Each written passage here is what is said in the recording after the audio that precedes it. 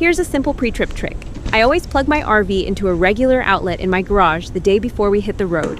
Just grab the cord, plug it right into your wall outlet with an adapter. This way, I can switch on the RV fridge about 24 hours before, giving it plenty of time to cool down before we start loading up the food and drinks. Trust me, starting with a cold fridge means everything stays fresh for your whole trip, and it saves your RV battery or propane too.